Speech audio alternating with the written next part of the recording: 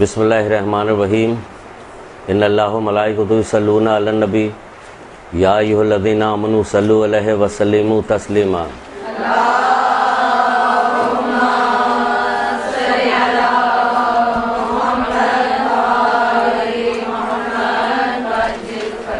بسم اللہ الرحمن الرحیم ایاک نعبد و ایاک نستعین۔ درود پڑھیے محمد آل محمد۔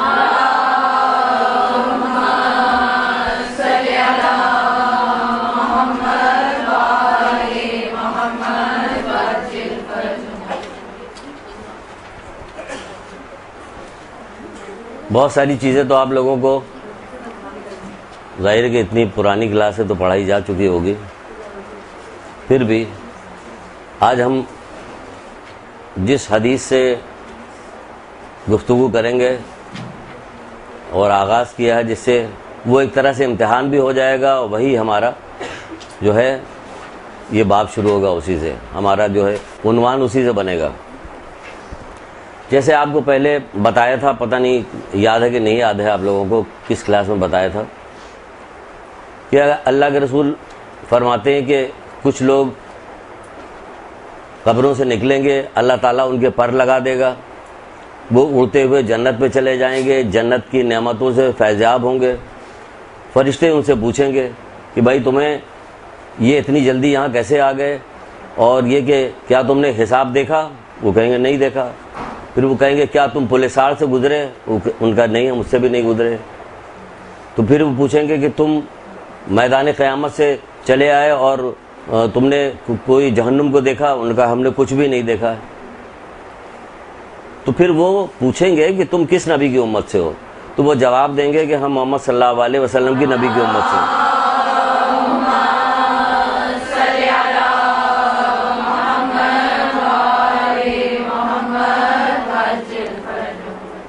تو پھر فرشتے کہیں گے کہ تم نے دنیا میں کون سا ایسا عمل کیا تھا کہ جس کی وجہ سے قیامت کی ہولناکیوں سے تم لوگ بچ گئے ہو؟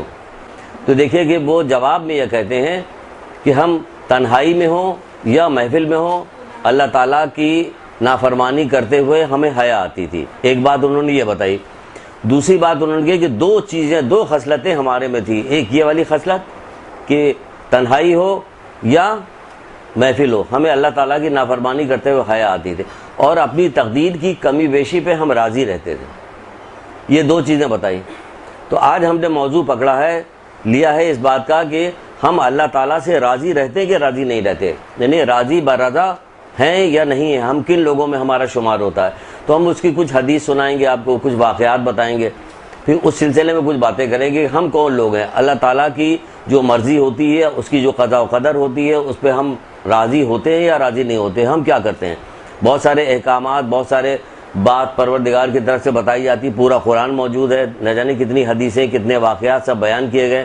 ہماری تربیت کیسی ہوئی ہے، ہم لوگ کیسے ہیں کہ ہم کسی بات پہ راضی نہیں ہوتے، کسی بات پہ بھی اللہ تعالیٰ کی راضی ہونے کو ہم تیار نہیں ہوتے۔ تو آج ہماری گفتگو اسی پہ ہوگی کہ دیکھیے کہ یہ جو بندے تھے، یہ اللہ کے رسول نے ہی یہ بات بتائی کہ یہ قبروں سے نکلیں گے، اڑتے ہوئے جنت پہ چلے جائیں گے اور جنت کی نعمتوں سے فیضیاب ہونا شروع ہو جائیں گے۔ فرشتے دیکھیں حیرت کر رہے ہیں، جب انہوں نے یہ والی بات بتائی تو فرشتوں نے کہا کہ پھر تو یہ حق تمہارا ہی تھا، یہ حق تمہارا تھا، یہی تو دو چیز اصل کہ اللہ تعالیٰ کے فیصلے پہ راضی رہیں ہم، اور نافرمانی نہ کریں، چاہے مجمع ہو یا محفل میں ہو یا تنہائی میں ہو۔ اللہ کی نافرمانی کرتے ہوئے ہمیں حیا آتی تھی۔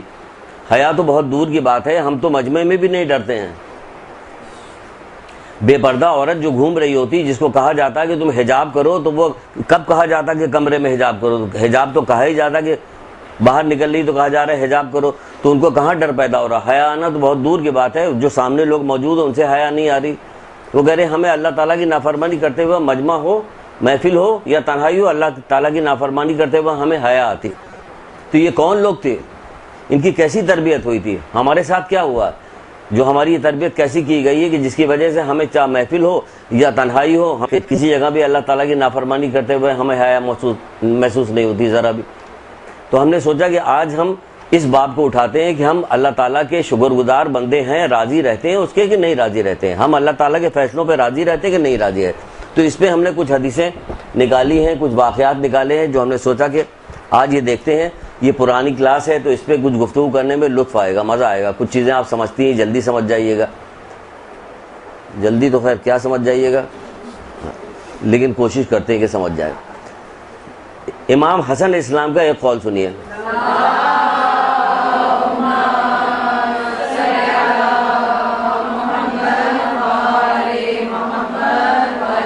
آپ فرماتے کہ وہ مومن کیسا مومن ہے جو اللہ تعالیٰ کی تقسیم پہ ناراض ہوتا ہے اور اس کی دی ہوئی منزلت کو حقیر سمجھتا ہے، جبکہ اس کا فیصلہ کرنے والا خود خدا ہی ہے. کچھ سمجھی بات؟ فرماتے ہیں امام حسن صاحب فرماتے ہیں یہ تو لکھ لیجئے یا سمجھ لیجئے، دونوں میں سے ایک کام کیجئے. جس کو جلدی جلدی لکھنا ہے وہ جلدی لکھ لیجئے. ایک حدیث کو بار بار دو تین بار تو ہم دہرائیں گے، کیونکہ جس کو جب سمجھا رہے ہیں تو دہرائیں گے بھی. پھر یہی ہوگا کہ ہم 3-4 دفعہ آپ کو لکھوائیں گے، اس کے بعد پھر آپ کو سمجھائیں گے، پھر یہ ہوتا رہے گا. کہتے ہیں کہ وہ مومن کیسا مومن ہے، ہم سب مومن ہیں، وہ مومن کیسا مومن ہے جو اللہ تعالیٰ کی تقسیم پر ناراض ہوتا ہے.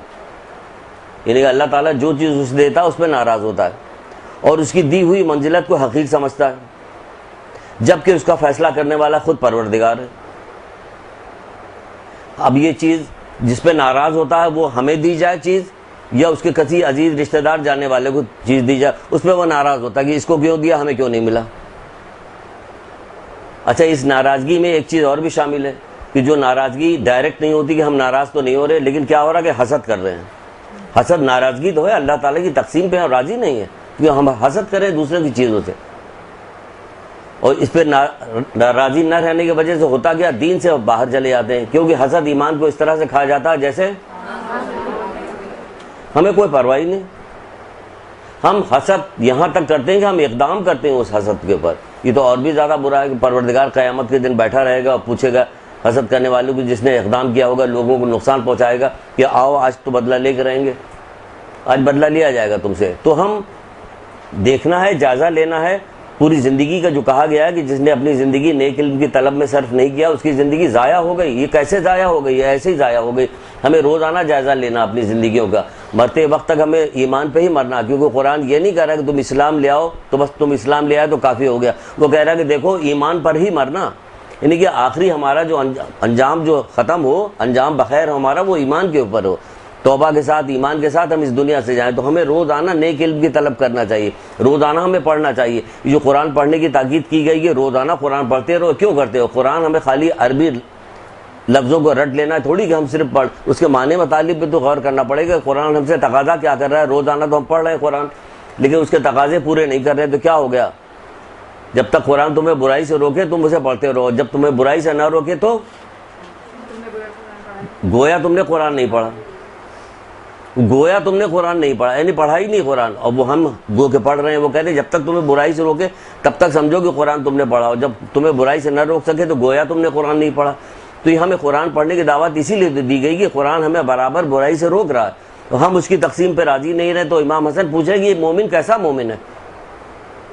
اب خود دیکھیں کہ ہم کیسے مومن ہیں. جب قارون زمین میں دھسا دیا گیا تھا نا، تو حضرت یونس علیہ السلام جب سمندر کے اندر مچھلی کے پیٹ میں چکر لگا رہے تھے اور یہ کہتے جا رہے تھے لا الہ الا اللہ انت سبحانک انی کنت من الظالمین، تو یہ آواز قارون کے کانوں تک بھی پہنچی. اس نے پھر آواز دے کے گفتگو کی اور پوچھا کہ آپ کون ہیں اور ہماری قوم کے بارے میں کیا ہوا، وہ کہاں گئی، کیا ہوا؟ تو کہا وہ تو کب کی ختم ہو گئی، وہ تو دم مر گئی تھی. اس پہ اس کو بڑا صدمہ پہنچا، اس کو بہت رنج ہوا. اس رنج کی وجہ سے اللہ تعالیٰ نے اس کے ساتھ کیا کیا؟ اس کے عذاب میں تخفیف کر دی، کم کر دیا. کیوں کم کیا؟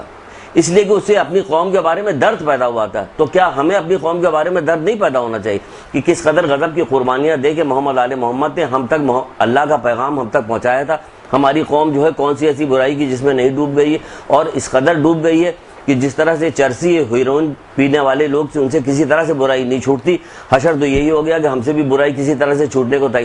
کچھ بھی نصیحت کر ڈالی کسی سے برائی نہیں چھوٹتی. تو کیا ہمارے اندر کوئی درد غم نہیں پیدا ہوتا کہ ہمارے گناہوں پہ تخفیف ہو؟ نہیں بھی تخفیف ہو تو کم سے کم اپنے مکتب سے تو عشق کرنا چاہیے نا انسان کو. اپنی مکتب سے تو محبت ہونی چاہیے نا. مکتب سے محبت کی نشانی یہی کہ ان کو برائی سے روکا جائے، ان تک پیغام پہنچایا جائے. آپ اپنے آپ کو اس قابل بنائیے کہ ہم ان کو برائی سے روکیں. اسی میں آپ کی شہرت بھی ہونی چاہیے، بلکہ شہرت تو خیر غلط لفظ استعمال کیا ہم نے، شہرت تو اللہ تعالیٰ کو پسند ہی نہیں کسی بات کے لیے. شہرت مطلب کہ آپ اسی بات سے پہچانی جائیے کہ آپ جہاں جائیے گا تو لوگوں کو نصیحت کیجیے گا، جہاں جائیے گا لوگوں کو 2 بات بتائیے گا، ان کو سمجھائیے گا. تو اس طرح سے کیا ہوگا، بات آگے نکلے گی، بڑھے گی. حالانکہ جو سمجھانے کے مقام تھے وہ تو سب زیرو ہو گئے، کوئی بات بتائی نہیں جاتی تو بہرحال. تو یہ سارا سلسلہ ہے اس سلسلے میں کہ ہمیں اللہ تعالیٰ کا شکر گزار بندہ اس کے فیصلوں پہ راضی رہنا چاہیے. کہاں فیصلوں پہ راضی ہے؟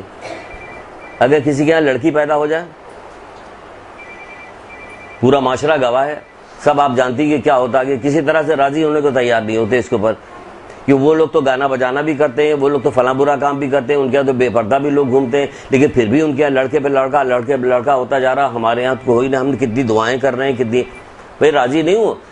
2 روایتیں آپ کو ملتی ہیں، ہمیں 2 روایتیں ملتی ہیں ازواج در اسلام نام کی کتاب میں. ایک کتاب ہے جس کا نام ہے ازواج در اسلام. اب آپ فوراً پوچھیں کہ کس کی لکھی ہوئی کتاب ہے؟ آیت اللہ مشکینی کی لکھی ہوئی ہے.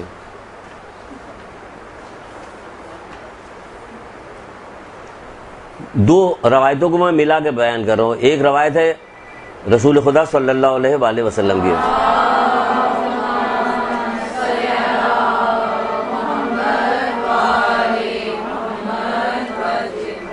اور ایک ہے چھٹے امام جعفر صادق علیہ السلام کی.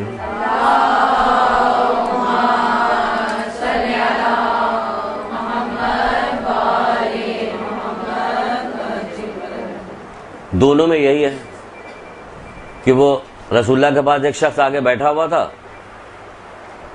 تھوڑی دیر بعد رسول اللہ نے دیکھا کہ اس کا چہرہ بالکل اتر گیا ہے، غمگین نے. پوچھا کیا ہوا؟ کہ میں گھر سے چلا تھا تو ہمارے یہاں ولادت ہونے والی تھی، اب مجھے اطلاع ملی کہ ہمارے یہاں بیٹی پیدا ہوئی. کہ تو پھر کیا ہو گیا؟ بیٹی پیدا ہوئی. ایک طولانی روایت ہے اس پہ کہ رزق پروردگار نے اسے دینے کا وعدہ کیا. ریحان گھاس جو ایک کہی آتی ہے اس کی تشبیہ دی کہ جس سے بڑی خوشبو آتی کہ وہ لڑکی جو ہے اس کے مانند ہے.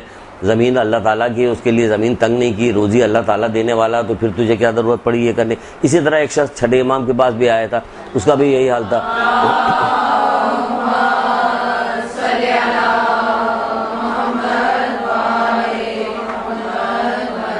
اس نے بھی یہی کہا، اس کا بھی چہرہ اترا. تو مولا نے پوچھا کیا ہو گیا؟ کہ کچھ نہیں. کہ نہیں بتاؤ کیا ہوا؟ کہ مولا ہمارے یہاں بیٹی پیدا ہوئی.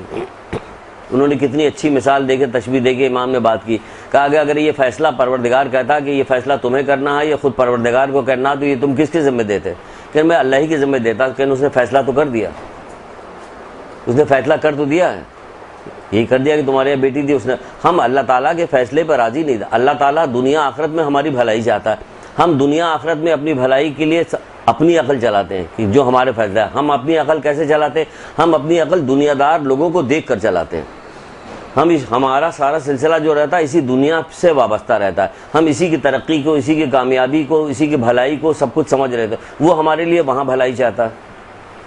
یہاں جیسے تیسے دنیا تو کہا گیا کہ مومن کے لیے دنیا تو قید خانہ ہے. جب دنیا مومن کے لیے قید خانہ ہے تو اس میں آپ سے یہ بھی کہا جاتا ہے کہ دنیا مومن کے لیے قید خانہ، موت اس کا بہترین تحفہ، جنت اس کا ٹھکانہ. یہ کہی جا رہی حدیثوں میں موجود. ہاں تو بس جنت تو ہمارا ٹھکانہ ہے، باقی کسی چیز کو نہیں مانتے. جنت ہماری ہے، باقی نہ اسے قید خانہ سمجھتے ہیں نہ جو کچھ کہہ رہے ہیں. یہاں پر تکلیف ہے، رنج ہے، غم ہے. جتنی تمہاری محبت اہل بیت سے، مولا سے بڑھتی جائے گی اتنی تمہاری تکلیف میں اضافہ ہوتا چلا جائے گا. یہ تکلیف میں کیسا اضافہ ہوگا؟ ایسے ہی اضافہ ہوگا تکلیف میں کہ ہر گناہ ہم سے چھوٹتا چلا جا رہا. ہم اپنے آپ کو پامند کرتے چلے جا رہے ہیں اس دنیا والوں کے درمیان میں. تو کیا ہوگا کہ بظاہر ہمیں لگ رہا ہوگا تکلیف ہو، لیکن اگر یہ لذت پیدا ہو جائے، گناہ چھوڑنے کی لذت پیدا ہو جائے، کیا تو اس سے بھی کہے گا اللہ تعالیٰ نے فیصلہ کر تو دیا، پھر کس بات کا غم ہے تمہیں؟ تو آپ بتائیے کہ یہ سارا سلسلہ یہاں پہ کسی کے یہاں روزی تنگ ہو جائے تو اس کو پریشانی ہوتی کہ فلاں کے پاس تو بڑی روزی ہے. اب بائی حق بائی کروک، حرام حلال، ہمیں کسی چیز کی پرواہ نہیں ہوتی. کہا جا رہا کہ بینک کی نوکری کرنی ہے یا نہیں کرنی ہے، کس بینک میں کس طرح سے پیسہ رکھوا کے ہمیں لینا ہے، تو وہ سود کہلائے گا یا پورا دینا ہوگا. کیا ہم کسی چیز کو پوچھنے کو تیار نہیں، پوچھنے کو تیار نہیں، نہ کرنے کو تیار. ہمیں پیسہ چاہیے اور زیادہ چاہیے، کیونکہ تنگی میں زندگی گزارنا ہمارے لیے بس کی بات نہیں. 2 واقعہ آپ کو سناتے ہیں، 2 واقعات. اب واقعات کیسے لکھیے گا؟ اب تو ہو گئی مجبور. بہت سارے واقعہ بار بار سنائے جاتے تو وہ یاد کیوں نہیں ہوتا؟ جو یاد ہو جانا چاہیے. اور اتفاق سے 2-3 واقعات جو ہیں وہ حضرت داؤد کے زمانے کے ہیں. ایک تو حضرت داؤد کے زمانے کا ہے واقعہ ہے کہ جب حضرت داؤد کے بعد پروردگار نے وحی کی کہ اے داؤد، ایک خاتون کا نام بتایا، خلادہ دختر اویس، یہ خاتون کا نام ہے، خلادہ دختر اویس. یہ ہے کہاں سے؟ یہ حضرت داؤد کے باب میں جو حیات القلوب نام کی پہلی کتاب، پہلی جلد ہے علامہ مجلسی کی، اس میں یہ واقعہ ہے. دیکھیے گا پہلی جلد کے اندر حضرت داؤد کے واقعے میں، اور اس کی باقاعدہ انڈیکس دیکھیے گا، اس میں ہیڈنگ بھی لگی ہوئی. یہ اتنا اہم ترین واقعہ خود سمجھ رہے تھے وہ کہ اس میں ہیڈنگ لگی ہوئی. کہا کہ اے داؤد، یہ عورت جنت میں تمہارے قریب، اس کو جا کے جنت کی خوشخبری دے دو اور کہہ دو یہ جنت میں تمہارے قریب رہے گی. اب حضرت داؤد کو بھی تشویش ہوئی کہ یہ کون سی عورت ہے جنت میں ہمارے قریب رہے گی. گئے اس کے گھر، دق الباب کیا، دق الباب کرنے کے بعد وہ باہر آئی، اس کا نام لیا، کہا کہ پروردگار کی طرف سے ایسا ایسا پیغام آیا ہوا. تو کہنے لگی کہ ظاہر ہے کہ اللہ کی طرف سے پیغام آیا تو صحیح ہی ہوگا، لیکن یہ کہ شاید اسلام کی کوئی اور بھی عورت ہو. ہم تو لڑتے کہ نہیں ہمارا ہی نام ہے، چاہے 5 ہوتے تو لڑتے ہم کہ ہمارا نام. وہ کہہ رہی کہ نہیں ہو سکتا کہ کسی اور کا بھی نام ہو. کہا نہیں، کسی کا نام نہیں، صرف تمہارا نام ہے. کہ ہمارے میں تو کوئی ایسی خاص بات پائی نہیں جاتی جس میں ہمارا نام آ رہا. کہ نہیں، تم اپنے حالات واقعات ہمیں سناؤ، بتاؤ کہ تمہارے کیا حالات ہیں. تو خلاصہ یہ ہے اس بات کا کہ وہ کہنے لگے غم ہو، خوشی ہو، فقیری ہو، رنج ہو، بیماری ہو، ہر حال میں پروردگار سے راضی رہتی تھی، کوئی شکوہ نہیں کرتی تھی، اس کی حمد ثنا کرتی رہتی تھی، اور بس جو دعا مانگتی تھی میں اسی سے مانگتی تھی بس، اور ہمارے لیے کچھ وہ نہیں تھا. تو اس پر حضرت داؤد علیہ السلام نے کہا کہ یہ والی بات پوری سننے کے بعد کہا کہ پروردگار تو ایسے ہی بندوں کو پسند کرتا ہے، یہی تو ہیں اس کے شکر گزار بندے جو دیندار ہوتے ہیں. تو اب بتائیے اگر ان تمام چیزوں کا جائزہ لیا جائے سارا کہ یہ کیا ہوئی، داؤد، حضرت داؤد کس کے والد تھے؟ مشہور انبیاء کے والد. تو آپ دیکھیے حضرت داؤد کی وہ پڑوس میں، یعنی یہ کہ جنت کے قریب رہنے والی وہ عورت ہے، اس کا طریقہ کار یہ ہے کہ غمی ہو، خوشی ہو، بیماری ہو، مفلسی ہو، فاقہ ہو، کوئی سا بھی درد ہو، ساری چیزیں اس کے اندر بیان کی گئی. کہا گیا ہر حال میں جو ہوں وہ سب خاموش رہتی تھی، صبر کرتی تھی، اللہ تعالیٰ کی حمد و ثنا کرتی تھی، اسی سے دعا کرتی تھی، اور بس یہی ہمارا طریقہ کار تھا.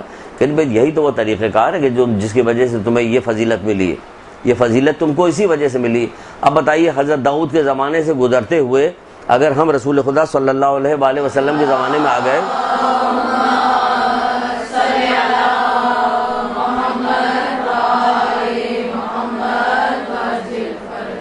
یہی وہ دین کا طریقہ جسے اللہ تعالیٰ نے اپنے بندوں کے لیے پسند کیا. جب یہ طریقہ اللہ تعالیٰ نے اپنے بندوں کے لیے پسند کیا ہے تو آپ بتائیے کہ ہم تو اتنی تربیت کرتے ہوئے یہاں تک آ کے چلے آئے، تو ہمارے اندر یہ طریقہ کار کیوں نہیں، اور کیوں نہیں ہونا چاہیے ہمارے اندر طریقہ کار؟ ہمارے اندر طریقہ کار تو عام پچھلی امتوں سے زیادہ ہونا چاہیے نا، کیونکہ ہماری تربیت کرنے والے زیادہ سے زیادہ لوگ آگے چلے گئے، اور کس کس انداز میں تربیت کی ہماری. اس کے باوجود ہمارا یہ حشر ہے کہ اتنی دور ہو گئے. کیوں؟ دنیا پرست ہو گئے، ہم حب دنیا میں گرفتار ہو گئے جو ہمیں خبر بھی نہیں. حب دنیا میں گرفتار ہوئے، دنیا جیسے جیسے ترقی کرتی گئی اپنی نمود و نمائش اور چمک دھمک کے ساتھ لوگوں کے سامنے زیادہ آنا شروع ہو گئی. جب زیادہ آنا شروع ہو گئی تو پھر ہوا یہ کہ لوگوں نے علم کو کم کرنا شروع کر دیا، علم حاصل کم. پہلے تو دنیا کی چمک دمک اس طرح کی چیزیں ہر جگہ قریے قریے گلی گلی کوچے کوچے موجود نہیں تھی. اب یہ ہر جگہ ہر حوالے سے موجود ہے. آپ کوئی سا اشتہار دیکھ لیجیے، آپ خبریں آپ نہیں سن سکتے، ٹی وی کا کوئی پروگرام آپ نہیں دیکھ سکتے. ارے سب پروگرام کو چھوڑ دیے، خالی اگر آپ خبر دیکھنے کے لیے جائیے تو بھی آپ بچ نہیں سکتی. یہ اشر ہے. اخبار آپ نہیں اٹھا سکتی، اخبار اٹھا ہر حوالے سے ہمارے ساتھ وہ کیا جا رہا ہے. ارے حد تو یہ کہ دوا کی بھی کوئی مرہم لگانے کا یا کوئی پین کا وہ لے کے آئے کہ اس میں بھی ایک برہنہ عورت کی تصویر بنی ہوئی، اس سے پیٹھ پہ مالش کی جا رہی، کسی جگہ سے چھوڑا نہیں گیا. یہ شیطان صفت لوگ جو ہیں دنیا پرست لوگ ہیں. تبھی تو اللہ کے رسول نے کہا کہ جیسے کہ نہج الفساد کتاب میں ایک روایت لکھی ہوئی کہ قیامت بدترین لوگوں پہ واقع ہوگی. تو یہ آپ دیکھیے کہ دھیرے دھیرے قوم جو ہے بدترین جا رہی. لیکن کیا ہوا، ہم کے ساتھ اسی قبر میں تو نہیں جائیں گے، ہمیں تو اپنی قبر میں جانا ہوگا، اپنا دیکھنا ہوگا. تو ہمیں تو اپنی قبر کا انتظام کرنا ہے نا. اور اتنی آپ کو دل میں شروع سے رکھی بھی گئی ہے، بتائی بھی گئی، مسلسل بتائی، ایک چیز تو مسلسل بتائی گئی، باقی چیزیں آپ کو خود کو جمع کر لینا چاہیے. جیسا کہ قرآن نے جب کہا تھا کہ اے رسول ان سے کہہ دو کہ ہمیں اپنے اجر رسالت میں کچھ نہیں چاہیے سوائے ہمارے اقربا سے محبت کرنا. جبکہ اور اگر آپ قرآن پڑھیے گا، خدارہ پڑھیے، معنی کے ساتھ پڑھیے، اور بات میں قرآن کی آیتیں لوگوں کے سامنے پیش کیا کیجیے، پتہ چلے کہ قرآن جو ہے آپ ہی جن کو مانتی ہیں انہی کے گھر نازل ہوا، تو اس کے کیسے پتہ چلے؟ صرف زبانی کہیے گا، اس کی کچھ باتیں بھی تو کیجیے گا قرآن کی. بات میں قرآن کی آیتیں پیش کی. آپ جب اسے پڑھیے گا، قرآن دیکھیے گا، تو مختلف جگہوں پر دوسرے انبیاؤں کا بھی ذکر کیا گیا ہے، اور وہ انبیاء کہتے ہیں کہ ہمیں اپنی اجر رسالت سے تم سے کچھ نہیں چاہیے، ہمارا اجر تو اللہ کی طرف ہے. لیکن جب رسول اللہ صلی اللہ علیہ وسلم کی بات آئی تو کیا ہوا؟ تو پروردگار نے کہا کہ اے محمد تم کہہ دو، خود سے نہیں کہا، وہ قرآن میں آ رہا ہے کہ اے محمد تم کہہ دو کہ مجھے اپنی اجر رسالت میں کچھ نہیں چاہیے، ہمارا اجر تو ہے ہمارے قرابت داروں سے محبت کرنا، محبت کرنا. تو محبت تو ہمیں سکھا دی گئی کہ ہم نے کتنی ان سے شدید محبت کرتے ہیں. تو لیکن آپ جتنے واقعات جو کچھ بھی بتائے جاتے ہیں، جتنے دل خراش واقعات بتائے جاتے ہیں، کیسے واقعات، اس کا نتیجہ بھی تو کبھی غور کیا کیجئے، سوچا کیجئے کہ یہ واقعات ہوئے کیوں. جیسے کہ بہت سارے علماء آرٹیکل لکھتے ہیں، یہاں تو خیر کچھ بھی نہیں ہوتا آرٹیکل، ایران کے آپ دیکھیے نیٹ کے اوپر جائیے تو بہت سارے آرٹیکلس آپ کو ملیں گے، اس میں بہت ساری چیز، وہ محرم ماتم مجلس کرنے والے عزاداروں کی کیٹیگریز بیان کرتے ہیں کہ کتنی کیٹیگری کے لوگ جو ہیں، یہ پہلی کیٹیگری میں کون آتا، دوسری میں، تیسرے، تو 5 کیٹیگری انہوں نے گنائی ہے. لیکن اگر ہم اس میں دیکھتے ہیں، جائزہ لیتے ہیں، جب اس کو پڑھا تو پڑھنے کے بعد پتہ چلا کہ اس میں تو ہم تو اسی 5ویں کیٹیگری میں آتے ہیں، پہلی والی میں تو نہیں آتے. کیا ہوا؟ وہ والا پنکھا تو ادھر سے کہیں سے ہوگا، وہ بند کر دیجیے. ایف جس کے اوپر لکھا وہ بند کر دیجیے.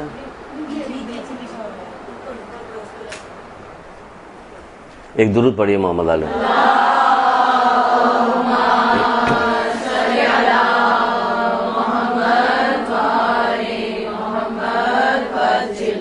ہم نے کبھی اس پہ غور نہیں کیا، اگر وہ آرٹیکل نہ پڑھا ہوتا تو ہم غور ہی نہیں کرتے، کیونکہ ہم لوگوں کی عادت نہیں ڈالی گئی کسی چیز پہ غور فکر کرنا.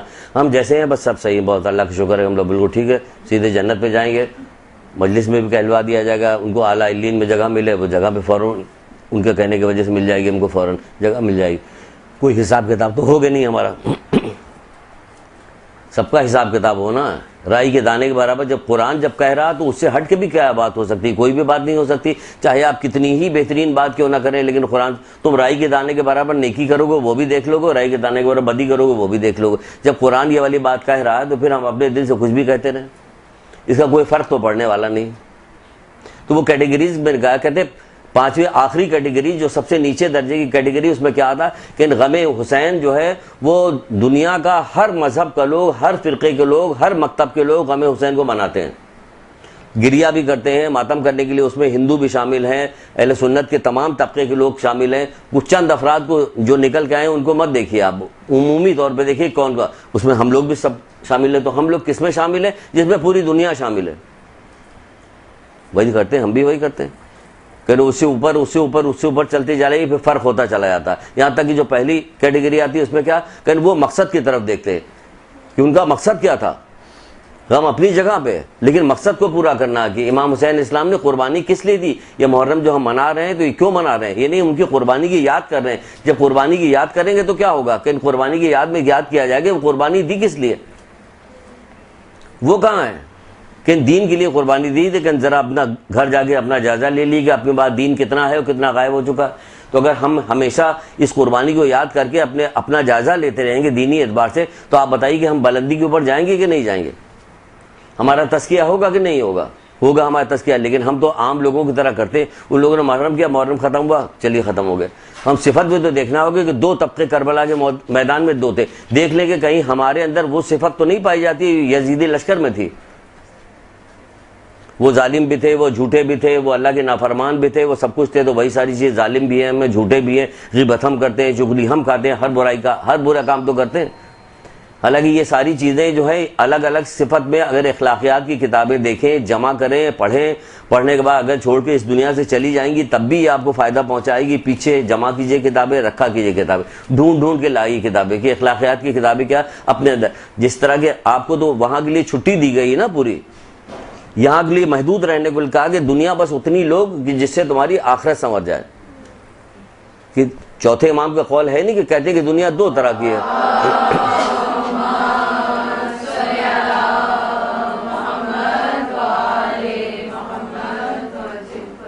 کہ وہ جو دنیا، ایک دنیا وہ ہے جو ملعون دنیا ہے، اور ایک دنیا وہ ہے جو منزل مقصود تک پہنچانے والی دنیا. تو ہمیں دنیا اتنی لینی ہے جو ہمیں منزل مقصود تک پہنچا دے.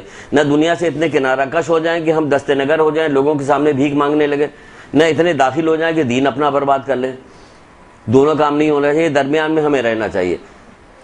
سمجھ رہی نا؟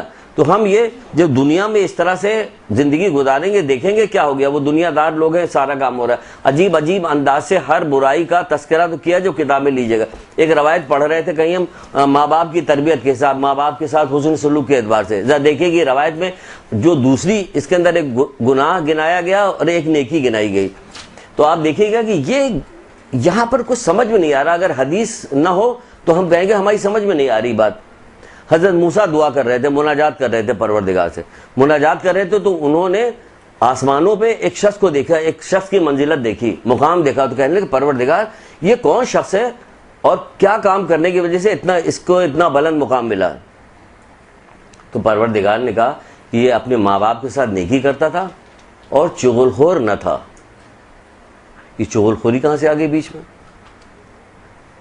ماں باپ کے ساتھ حسن سلوک نیکی کرتا تھا، ماں باپ کے ساتھ نیکی کیا کرتا تھا اور چغل خوری نہیں کرتا تھا. یہ چغل خور نہیں تھا.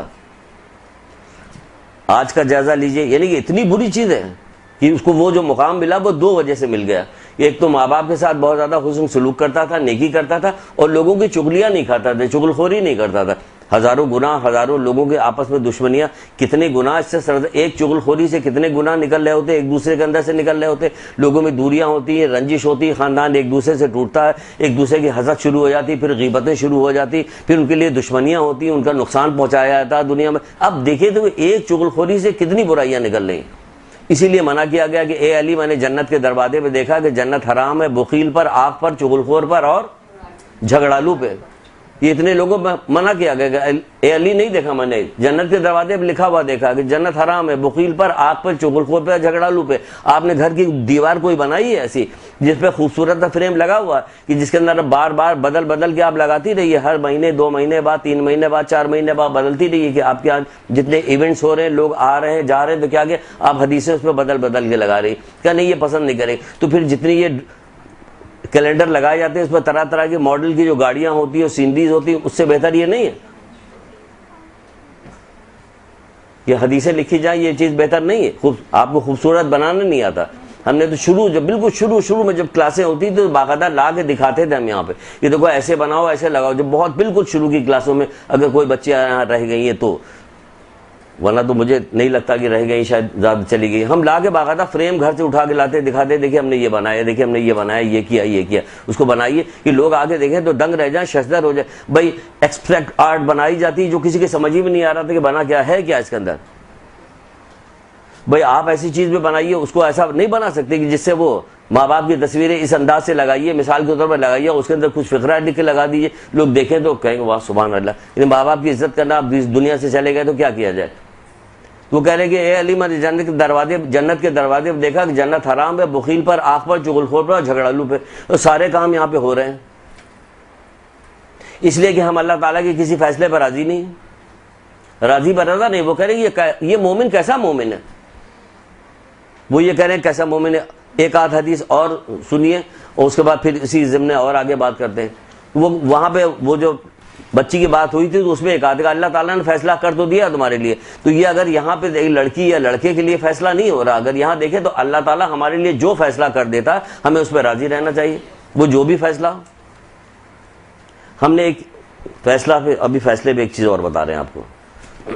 یہ ہم نے کارڈ بنایا تھا شادی کا، اتفاق سے دکھانے والی چیز میں آج دکھانے، اسی کلاس میں ہوتا ہے یہ، چاہے آج سے 10 سال پہلے ہو یا آج ہو، یہ دکھانے والی چیز. شادی کے کارڈ بھی ایک زمانے میں بنا کے ہم لوگوں کو دیا کرتے تھے کہ لو بھائی کسی حوالے سے حدیث چلی جائے، کیا ہو جائے کیا نہ ہو جائے کسی. تو اس پہ ایک میں نے حدیث لکھی تھی، لکھی کیا تھی، نکالی تھی کتاب سے، اس میں دی تھی ہم نے. تو اس میں کیا حدیث تھی سنیے. یہ بھی اسی فیصلے سے آ رہا ہے، اسی سلسلے کی یہ کڑی. اس میں ہے کہ ایک شخص رسول اللہ صلی اللہ علیہ وسلم کی خدمت میں حاضر ہوا، کہا کہ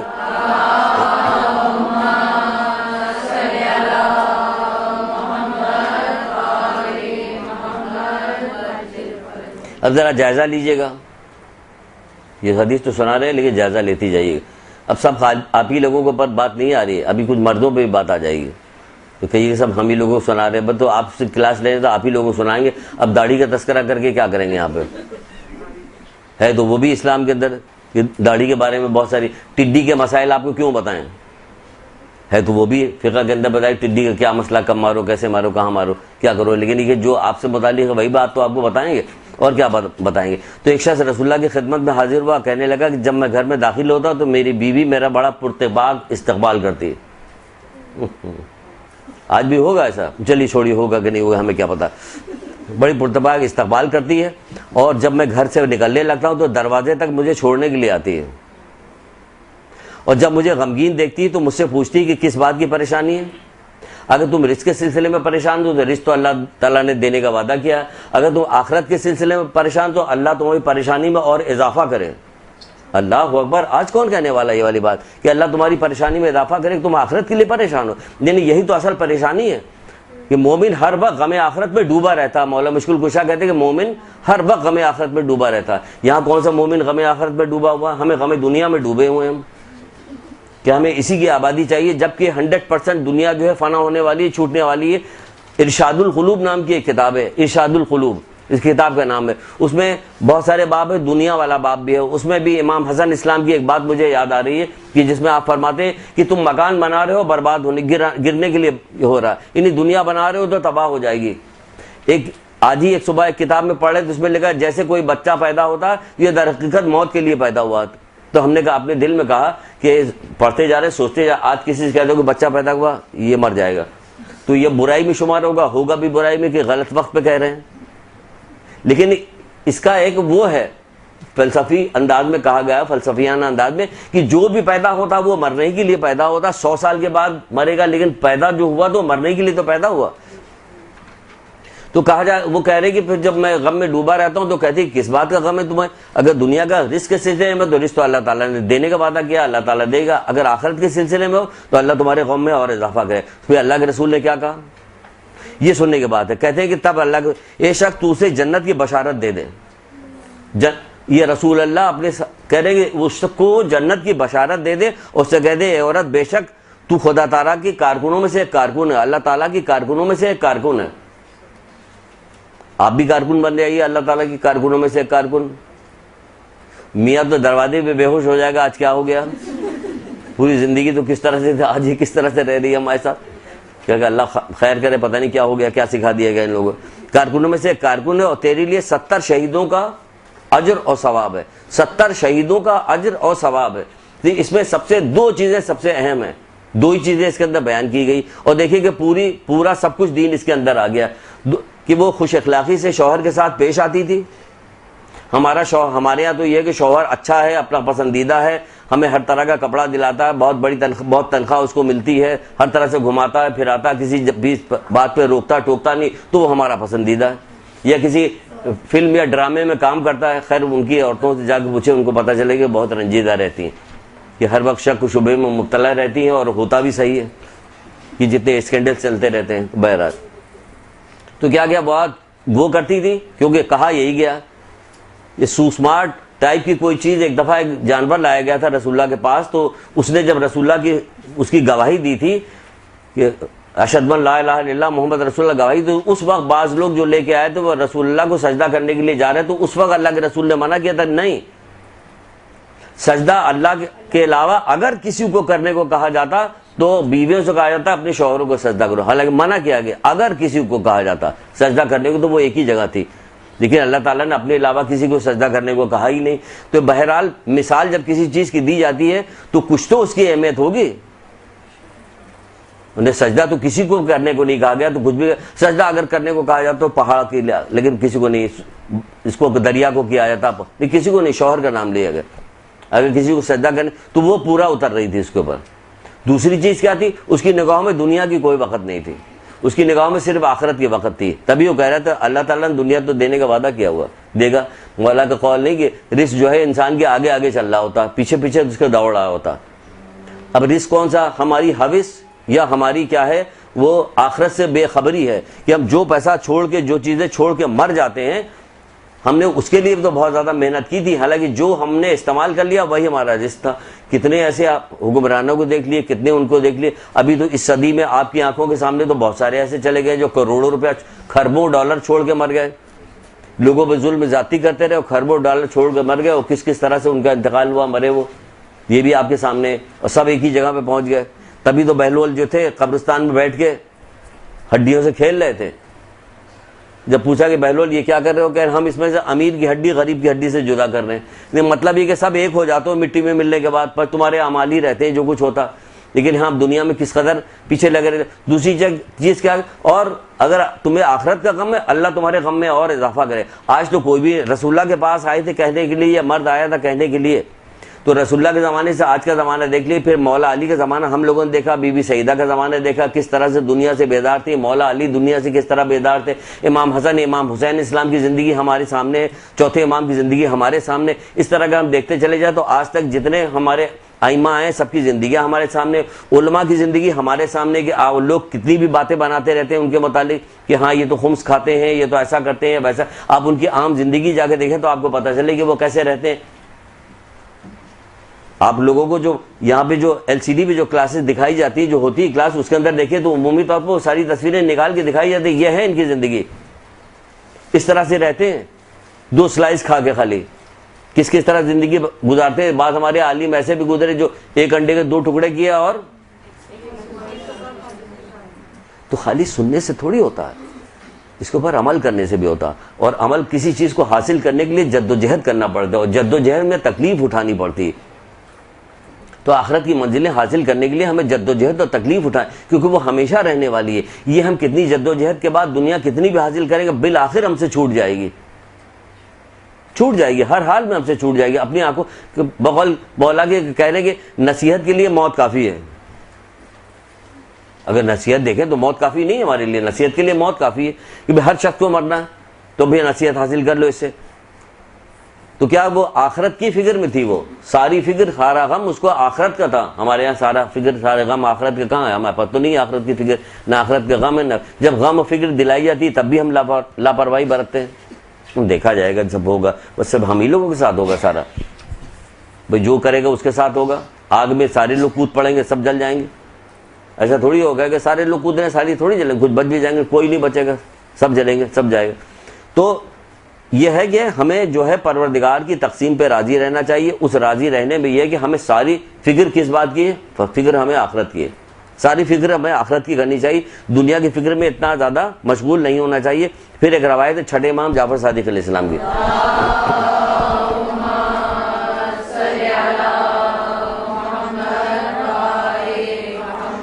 وہ فرماتے ہیں کہ ہم ایسے لوگ ہیں کہ جو کچھ ہم چاہتے ہیں اللہ تعالیٰ سے مانگتے ہیں، جو کچھ ہم چاہتے ہیں اللہ تعالیٰ سے مانگتے ہیں، اور وہ بھی ہمیں عطا کرتا ہے۔ جو کچھ ہم چاہتے ہیں اللہ تعالیٰ سے مانگتے ہیں اور وہ بھی ہمیں عطا کرتا ہے۔ پھر فرماتے ہیں اور جب وہ ہماری پسند کے خلاف کوئی چیز پسند فرماتا ہے، جب وہ ہماری پسند کے خلاف کوئی چیز پسند فرماتا ہے تو ہم اس پر بھی راضی ہو جاتے ہیں، تو ہم اس پر بھی راضی ہو جاتے ہیں۔ مثلا ہم نے کوئی دعا مانگی، اس کے برخلاف ہمیں کوئی چیز مل گئی، مولا آپ کو یہ سکھا رہے ہیں، ہمیں سکھا رہے ہیں کہ ہم جو چیز اللہ تعالیٰ سے مانگتے ہیں، ہمیں کبھی کبھی ہمارے آپ کے ساتھ بھی یہی ہوتا رہتا ہے کہ ہم بہت ساری کیا جتنی چیزیں جتنی دعائیں مانگتی ہیں سب کے خلاف ہی ہوتا ہے۔ ایسا نہیں ہوتا، اللہ تعالیٰ تو قرآن میں فرما رہا ہے کہ ہم لوگوں کی جتنی برداشت کرتے ہیں اس سے زیادہ ہم مصائب نہیں ڈالتے اس کے اوپر، تو جتنا آپ برداشت کر سکتی ہیں ادھر ڈالتی ہے، لیکن ہم نے تو اپنی برداشت بالکل ختم کر کے دنیا پرستی پہ لگا دیا۔ ملنا اتنا ہی جتنا وہ ہم کتنی بھی حوث کرتے رہیں، کتنا بھی رنج کرتے رہیں، کتنا بھی غم کرتے رہیں، ہمارے نصیب میں جو کچھ لکھا ہوا ہم وہ مل کے رہے گا، وہ ہمیں مل جائے گا۔ تو وہ کہہ رہے ہیں کہ جو چیز ہم پسند کرتے ہیں اللہ تعالیٰ سے مانگتے ہیں ہمیں کبھی وہی مل جاتی ہے، اور جب ہم ہمارے اس کے برخلاف اللہ تعالیٰ پسند کرتا ہے تو ہم اس پہ بھی راضی رہتے ہیں، ہم اس پہ راضی نہیں رہتے۔ کہاں راضی رہتے ہیں؟ ہمارے ساتھ کسی نے دشمنی کی، ہم نے بد دعا شروع کر دیا، کیوں بد دعا کر رہے ہو؟ ہمارے ساتھ کسی نے وہ کیا، ہم چاہنے لگتے ہیں کہ فوراً اس کا نقصان ہو جائے، اللہ تعالیٰ سے دعا کرتے ہیں اس کا نقصان ہو جائے، نقصان نہیں ہوتا تو ہم کہتے ہیں یہ دیکھیے ابھی تک کچھ ہو ہی نہیں رہا، وہ جو کرتے رہا، ہم جو بھی دعا مانگ رہے ہیں سنتے رہتے ہیں، ہم بھی مختلف جگہ پہ جاتے رہتے ہیں، ہمیں پتہ چلتا رہتا ہے کہ کیا ہو رہا، کون کیا کہہ رہا ہے، یا ہمیں کوئی دعا بتائے کس سلسلے میں دعا بتائی جائے۔ تھوڑی سی کیوریشن بھی ہونی چاہیے، پوچھنا بھی چاہیے کہ ہمیں معلوم ہے کہ ہمارا معاشرہ کیسا ہے، تو ہمیں ذرا سا دریافت کرنا چاہیے کہ لوگ کیا چاہ رہے ہیں، ہمارے ساتھ فلاں فلاں ایسا ہوا تھا، تو پھر تم کیا چاہتے ہو، تم اللہ تعالیٰ پہ چھوڑ دو، میں اپنا سارا معاملہ اللہ کی صفت کرتا ہوں کیونکہ اپنے بندوں کے حال سے بخوبی واقف ہے نہیں ایک دعا جس کے اندر بالکل شروع کے الفاظ یہ ہیں، ہم اپنا سارا معاملہ اللہ کی صفت کرتے ہیں۔ جب ہم نے اپنے سارا معاملہ اللہ کی صفت کر دیا تو پھر کاہے کی پرواہ ہے؟ اللہ تو ماں باپ سے زیادہ ہم سے محبت کرنے والا ہے، جو ہمارے حق میں بہتر ہوگا وہی کرے گا۔ ہم اپنی مرضی کا کام کیوں چاہ رہے ہیں، کسی مومن کے لیے نقصان چاہیں ہم، وہ اگر کر رہا تو مولا نے ایک جگہ پہ کہا نہیں جو آپ لوگوں کو کتنا رٹائی ہے والی بات کہ اپنے دشمن کی مکمل تباہی کے لیے تم کیا کام کرو، تم اللہ کی فرما برداری کرو، اسے نافرمانی کرنے دو۔ پھر تم فرما برداری کرتے ہو، یہ فرما برداری تو نہیں کہ تم دعا، جادو، ٹونا، گنڈا، تعویذ یہ سب کرانے کے لیے، یہ تو فرما برداری نہیں، یہ تو منع کیا گیا۔ جادو ٹونے کو تو ایسے بھی کہا گیا کہ کفر ہے، یہ خراب ہے، یہ حرام ہے، تم اپنی مرضی کا کام کر رہے ہو، اپنی مرضی۔ یہ تو اللہ تعالیٰ سے دعا کر لو، یہ تو اپنی مرضی چلاؤ گے تو حرام ہوگا، وہ اللہ تعالیٰ سے دعا کرو گے تو پھر اس کی مرضی پہ چھوڑو، ہم اس کی مرضی پہ راضی ہوئے۔ حضرت بہلول عاقل نے کہا نہیں تھا، کسی نے پوچھا بہلول کیا حال چال ہے، کہ کس کا حال پوچھتے ہو جس کی مرضی سے یہ پوری کائنات چل رہی ہے، کہ اے بہلول کہہ کیا رہے ہو تم، کہ ہاں میں نے اپنی تمام مرضی اللہ کی مرضی پہ ڈال دیا، اب جو کام اللہ کرتا سب ہماری مرضی ہے، جو ہمارے ساتھ کر رہا وہ ہماری مرضی تو ہے، اور کیا ہوا، کیونکہ ہم مولا کہہ نہیں رہے، اور جب اس کے ہماری پسند کے خلاف کوئی چیز کرتا ہے تب بھی ہم راضی رہتے ہیں، تو ہم کو بھی راضی ہو جانا چاہیے۔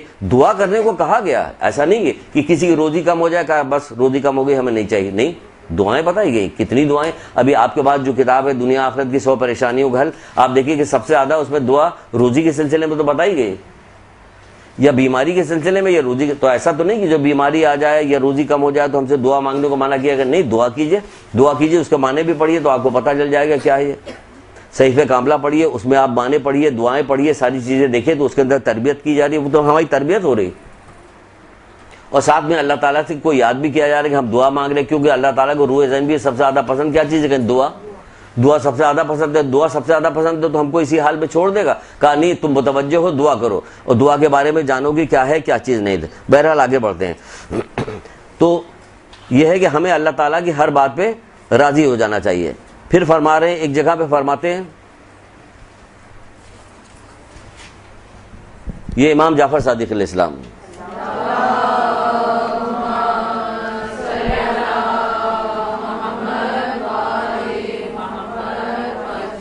کہتے ہیں قضا کی ناپسندیدہ صورت پر راضی رہنا، قضا کی ناپسندیدہ صورت پہ راضی رہنا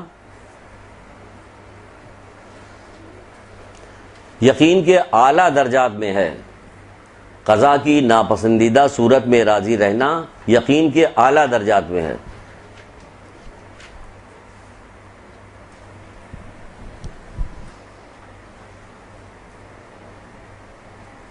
یہ 2-3 لکھ لیجئے پھر ہم گفتگو کرتے ہیں۔ پھر فرماتے ہیں مولا مشکل کشا حضرت علی علیہ السلام،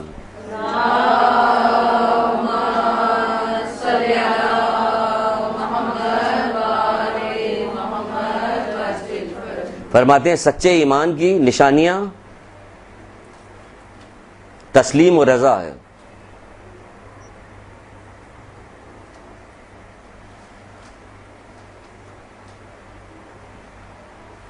تسلیم و رضا سچے ایمان کی شایان شان ہے، تسلیم اور رضا، یہ مولا مشکل کشا فرماتے ہیں۔ پھر مولا ہی فرماتے ہیں ایک جگہ پہ جس کا یقین صادق نہیں ہے، جس کا یقین صادق نہیں ہے وہ قضا پر کیسے راضی ہو سکتا ہے۔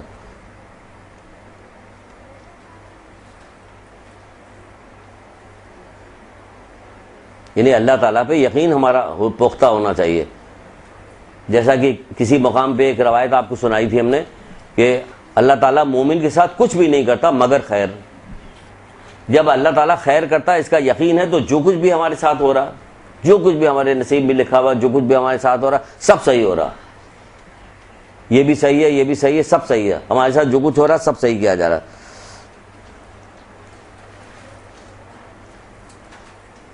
پھر فرماتے ہیں ایک مقام پہ جو قضاء الہی پہ راضی نہیں رہتا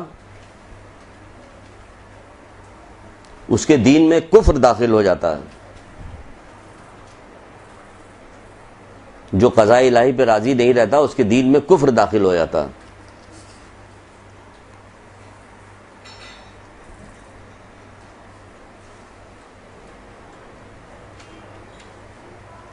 کسی کی موت واقع ہو جاتی, کبھی چاہے بوڑھا ہی کیوں نہ ہو, ہم عادت ڈال لی ہم لوگوں نے, ہماری عادت پڑ گئی, بہت بوڑھا ہے, بہت بیمار تھا, بہت بوڑھا تھا, اب اس کا انتقال ہو گیا, اس قدر پیٹ پیٹ کے رو رہے ہوتے, اس قدر چیخ پکار مچ رہی ہوتی کہ آپ دیکھیے, جبکہ سختی سے منع کیا گیا اس کو. اس زمانے جاہلیت کے دور کے یہ عورتوں کا کام تھا جو اس طرح سے چیختی تھی, روتی تھی. آج یہاں پہ آپ دیکھیے ہمارے یہاں کس قدر رویا پیٹا جاتا ہے کہ کیا چیخ چیخ کے گریا کرنا, جو بلند آواز میں گریا کرنا, تو کہنے امام حسین اسلام کے غم کے ساتھ منسلک ہے, باقی تو نہیں. رونے کو منع نہیں کیا گیا کہ آپ گریا کیجیے, لیکن چیخنا, چلانا, زانو پہ ہاتھ مارنا, یہ سب کہنے اجر کو ضائع کر رہے ہو, تمہارا اجر ضائع ہو گیا, ختم ہو گیا. تم نے کہ تم نے اللہ تعالیٰ کی اس کے اوپر تم کو جو یہ مصیبت تمہارے اوپر پڑی تھی, یہ جو بھی مصیبت, ظاہر ہے کہ ایک اس بندے کی جس سے ہمارا بہت زمانے تک تعلق تھا, اب ہم سے اس کی جدائی ہو گئی, تو ایک پریشانی, ایک مصیبت تو آ گئی, لیکن ہمیں اس پہ صبر کرنا چاہیے, راضی رہنا چاہیے. غم تو اپنی جگہ پہ ہوگی, گریا تو اپنی جگہ پہ پیدا ہوگا, لیکن کوئی کلمہ, کوئی بات ایسی نہیں کہی جائے گی کہ جس سے تو یہ کیا ہوگا, یہ اصال ثواب کی مجلس میں ساری چیزیں بیان کر دینی چاہیے تھی. ورنہ چھٹے امام تو نہیں کہتے, ایک جگہ پہ بڑی طولانی روایت ہے جس میں کہہ رہے میت سے بڑی مصیبت یہ تمہارے لیے, یا اگر اس میت نے تمہیں اللہ سے قریب کر دیا, گناہوں سے دور کر دیا تو صحیح, اگر ایسا نہیں کر رہی تو میت اس مصیبت سے بڑی مصیبت یہ والی ہے کہ تو موت تمہارے سامنے, میت تمہارے سامنے رکھی ہوئی, اس کے باوجود تم اللہ سے قریب نہیں ہو رہے, اور کہاں قریب ہو رہے ہوتے. یہ ساری روایتیں تعزیت کے باب میں ہی تو درج ہے, اور تعزیت تو ایصال ثواب کی مجلس ہوتی ہے, اسی میں نہیں بیان کی جاتی. ہمیں تو زبانی یاد ہونا چاہیے تھا, کیونکہ ہم اتنی بار سنتے کہ ہمیں زبانی یاد ہو جانا چاہیے, لیکن ایسا نہیں ہے. تو چھٹے امام کی ایک روایت بہار الانوار سے ہے, جلد نمبر ہے 82, چھٹے امام جعفر صادق علیہ السلام.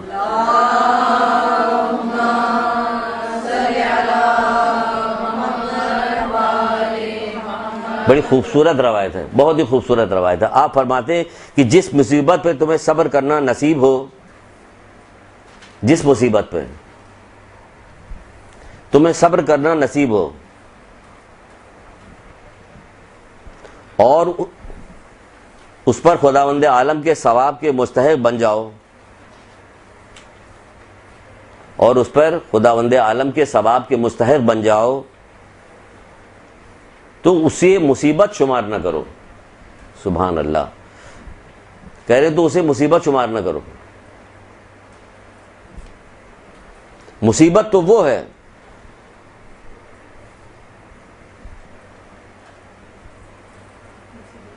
مصیبت تو وہ ہے جس پر مصیبت زدہ اس کے نازل ہونے کے وقت, مصیبت تو وہ ہے جس پہ مصیبت زدہ اس کے نازل ہونے کے وقت بے صبری کرے اور اس کے اجر اور ثواب سے محروم ہو جائے. یہ ہے مصیبت. مصیبت تو وہ ہے جس پر مصیبت زدہ اس کے نازل ہونے کے وقت بے صبری کرے اور اس کے اجر اور ثواب سے محروم ہو جائے. کہ یہ مصیبت ہے کہ تمہیں کتنا بڑا صبر, کتنا بڑا ثواب ملنے والا ہے, اس سے تم محروم ہو گئے. یہ ہے اصل مصیبت, وہ مصیبت تھوڑی ہے. تو وہ تو اگر اس کے اوپر تم کو صبر کرنا نصیب ہو جائے تو ثواب کے مستحق بن جاؤ گے, تو یہ مصیبت کہاں ہے؟ اس کو مصیبت ہی شمار نہ کرو.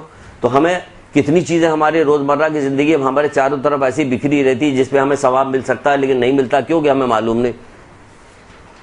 یہاں تک کہ اگر تم نے بسم اللہ الرحمن الرحیم کہہ کے سو گئے تو تم پر فرشتہ مقرر کیا جائے گا, تمہاری سانس پوری رات بھر تمہاری عبادت میں لکھتا رہے گا. اتنا تک تو بات پہ قدم قدم پہ تو ہمارے لیے ثواب رکھا گیا, بات پہ قدم قدم پہ. کیونکہ جو سچے دل سے ایمان لے آئے, مولا سے کسی نے کہا نہیں تھا کہ آپ کا ماننے والا اگر بستر پہ لیٹا ہوا مر جائے گا تو بھی شہید مرے گا؟ کہ ہاں شہید مرے گا. کہ وہ کہتے ہیں کہ سورہ حدید دیکھ لو, اس میں لکھا ہوا آیت کے نشان 9-10 تھا, یہ کچھ ایسے ہی بتایا تھا آیت کے نشان, کہ جو سچے دل سے اللہ اس کے رسول پہ ایمان لائے تو سچے دل سے بھی تو ایمان لائیں. کہ جب سچے دل پہ ایمان لانے کی کیا نشانی؟ کہ ہر بات ان کی مان جاتے ہیں, قرآن جو کہہ رہا ہے اس کو مان جاتے ہیں. وہ کہہ رہے ہیں جو سچے دل سے اللہ اس کے رسول پہ ایمان لائے اس کو ہم صدیق و شہداء کے درجے تک پہنچائیں گے, اسی جیسا اجر مرحمت فرمائیں گے. تو صدیق اور شہداء کے درجے تک پہنچائیں گے, اسی جیسا اجر مرحمت فرمائیں گے. قرآن کہ وہ بستر پہ لیٹا لیٹا مر گیا, کہ کہاں کہا کہ تیر و تلوار چلاؤ. وہ پوچھ بھی رہا کہ آپ کا ماننے والا تیر و تلوار نہیں چلائے گا, میدان میں نہیں جائے گا, پھر بھی کیا وہ شہید مرے گا؟ کہ ہاں شہید مرے گا. کہ وہ کیسے؟ پھر فوراً قرآن کی طرف آگے کہ قرآن دیکھ لو. وہ ہر بات میں کہتے ہیں قرآن دیکھ لو. ہم سے کہا جائے ہم کسی سے کہتے ہی نہیں کہ قرآن دیکھ لو، کیونکہ ہم نے خود نہیں دیکھا ہوتا قرآن، تو ہم کیسے کہیں کسی کہ دیکھ لو. اس میں کہتے رہے جو اللہ اس کے رسول پہ سچے دل سے ایمان لیا ہے. بھائی جو اللہ رسول نے کہہ دیا بس ہم مان گئے، فوراً مان گئے، بس جو کہہ دیا بس کافی ہے. اب ہمیں آگے کیا دیکھنا ہے؟ کسی چیز کی ضرورت نہیں. اخبار کی خبر کو ہم سچا مان لیتے ہیں اور مثالیں دیتے ہیں گھر میں، اور پکار کے کہتے ہیں کہ اخبار میں لکھا ہوا تھا کہ چہل قدمی سے یہ فائدہ ہوتا ہے، یہ فائدہ ہوتا ہے، یہ اس لیے ہم نے چہل قدمی آج کل شروع کی ہوئی ہے. سبحان اللہ. دل میں آئے گا کہے گا حدیثوں میں تو بہت ساری چیزیں لکھی ہوئی، اس پہ یقین نہیں آیا، وہ بے پردہ چہل قدمی کر رہی ہیں آپ. لیکن کون کہے دوسروں سے کہیں گے یہ بڑے آگے سمجھانے کے لیے، بچانے کے لیے. اب تو زمانہ بھی ایسا نہیں رہ گیا. پہلے نصیحت کرنے والے کو، اچھی بات بتانے والوں کو لوگ اچھی نگاہ سے دیکھتے تھے. آج اچھی بات کسی کو نصیحت کر دی تو آپ کو بری نگاہ سے دیکھتے ہیں. فوراً تلاش کرنے لگتے ہیں کہ ان کے خاندان میں، ان کے گھر میں کون ایسا بندہ ہے جس نے کوئی برائی کی ہو، تو کہتے ہیں کہ تم فلاں کو بھی تو دیکھو، تمہارے یہاں پہ تو ایسے ہی لوگ پائے جاتے ہیں. بھائی فلاں کو کیا دیکھے؟ جو سنے گا اسی اس کے اوپر تو نصیحت کا اثر ہوگا. جو نہیں سنے گا، ہمارا بیٹا ہو، بیٹی ہو، کوئی بھی ہو، ہم آپ کو تو اچھی بات بتا رہے ہیں. نہیں تو جس نے اس پہ لکھا ہوا ہے، جو اخبار میں جس نے لکھا وہ خود چہل قدمی نہیں کرتا، تو کیوں اس کی بات مان رہے؟ اس کی بات مان جائیں. کیوں؟ کہ دنیا پرست ہے. دنیا پرست ہے اس لیے بات مان جائیں گے. تو دیکھا آپ نے کہ یہ ہے تعزیت کی سلسلے میں بات، کہ وہ کہہ رہے ہیں کہ کوئی چیز فوت ہو جائے، وہ تو اس کا غم ہی نہ کرو. اب فوت ہو جائے، کھو جائے، بے احتیاطی کرنے کو منع کیا گیا، پھر بھی کہ آپ احتیاط سے تو کام لینا. زمانہ کیسا خوفناک، کیسا خراب ہوتا چلا جاتا. ہمیں قدم قدم پہ پھونک کے قدم رکھنا، بات بات پہ صدقہ دینا، کرنا، کام کرنا، کیونکہ اس دور کے اندر اس کے بغیر گزارا نہیں ہے.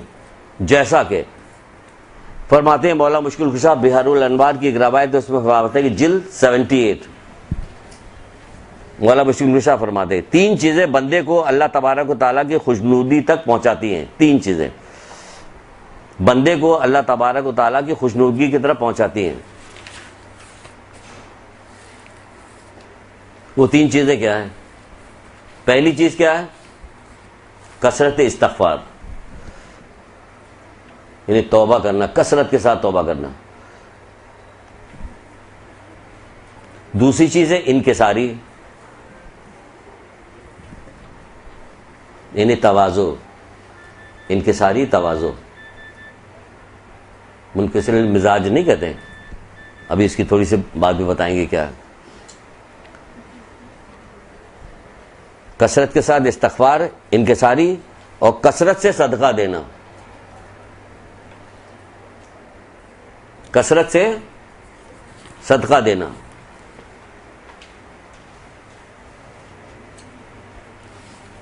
لکھ لیا؟ کثرت سے صدقہ دینا. دیکھیے پہلی چیز تو آ رہی ہے استغفار کرنا، توبہ کرنا. آپ کو اپنی زندگیوں میں توبہ کو بہت زیادہ شامل کرنا چاہیے. نہیں، بعض علماء تو کہتے ہیں کہ ہر بیماری، ہر پریشانی کے لیے کیا دعا کرو، کیا کام کرو، استغفار کرو.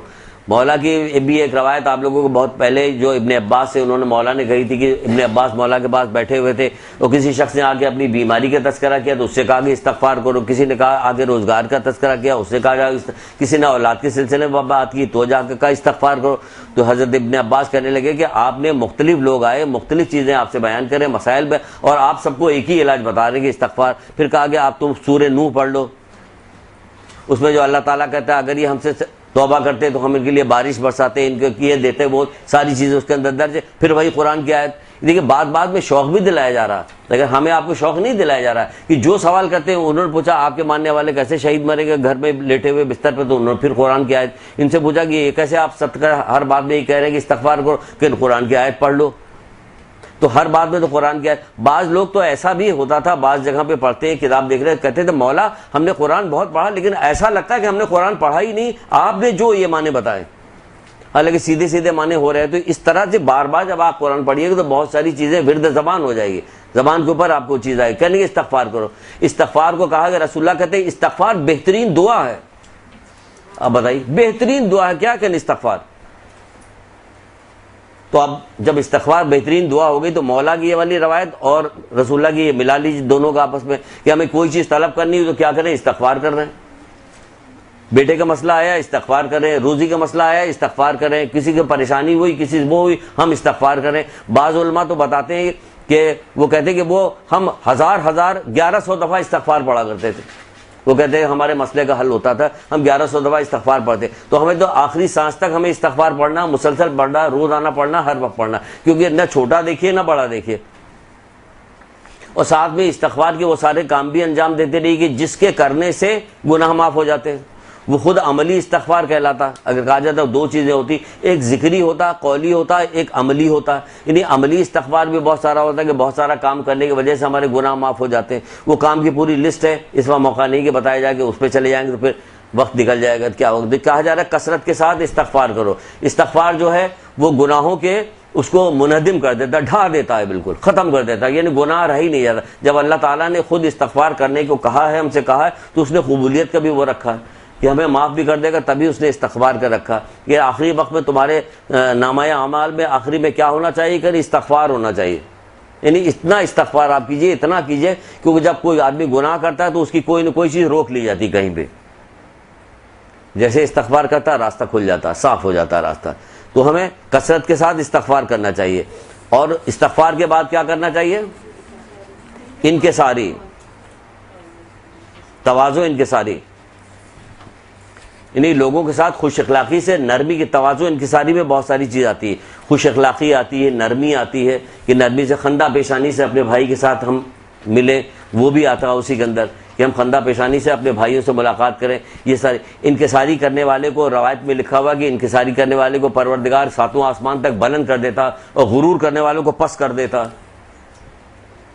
ہمیں کچھ بھی ہو تو ہمیں انکساری کرنی چاہیے اور وہ آنی چاہیے. اس میں ایک آدھ روایت آپ کو ہم لکھوائے دیتے ہیں انکساری کے اوپر, بس ایک دو روایتیں, بس زیادہ نہیں.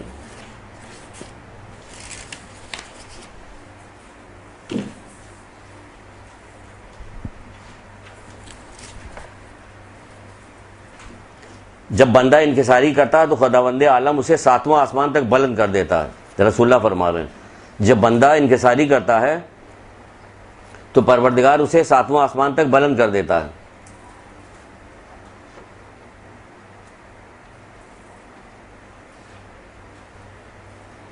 پھر فرماتے ہیں اللہ کے رسول کے انکساری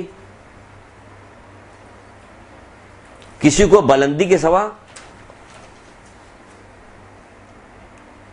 کسی کے بلندی کے سوا کسی چیز میں اضافہ نہیں کرتی. انکساری جو بلندی کے سوا کسی چیز میں اضافہ نہیں کرتی. پس تم انکساری کرو خدا تم پر رحم کرے گا. پس تم انکساری کرو خدا تم پہ رحم کرے گا.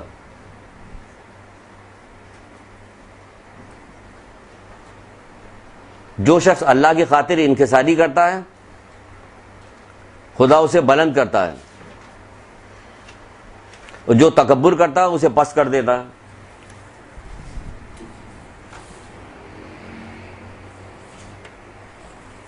جو تکبر کرتا ہے اسے پست کر دیتا ہے.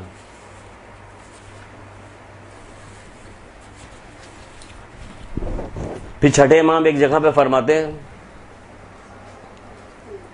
کہ حسن خلق کے بارے میں جب ان سے دریافت کیا گیا تو چھٹے امام نے فرمایا وہ یہ ہے کہ انکساری کرو, اپنا کلام پاکیزہ کرو, اپنے بھائیوں کے ساتھ خندہ روی سے ملو.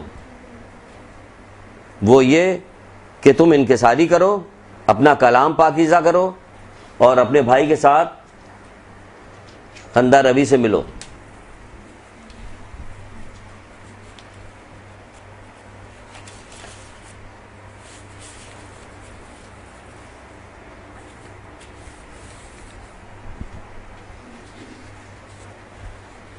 صدقے کی عادت ڈالیے, صبح شام. صبح کا صدقہ ہوگا دن بھر کی نحوست کو ختم کرے گا, دن کا صدقہ ہو رات کا صدقہ رات کی نحوست کو ختم کرے گا, بلکہ نحوست ایام کو بھی ختم کر دیتا ہے. یعنی دنوں کی جو نحوست کہی جاتی ہے, قرار دی جاتی ہے.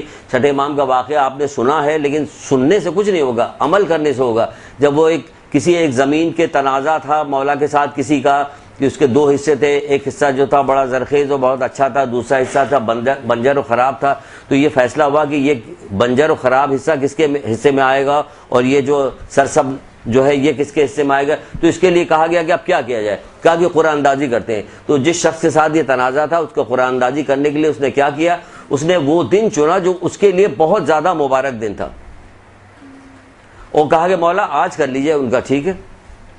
گئے وہ قرآن اندازی کیا، مولا کے نام پہ نکل ہے پورا، تو بہت حیرت کرنے لگا.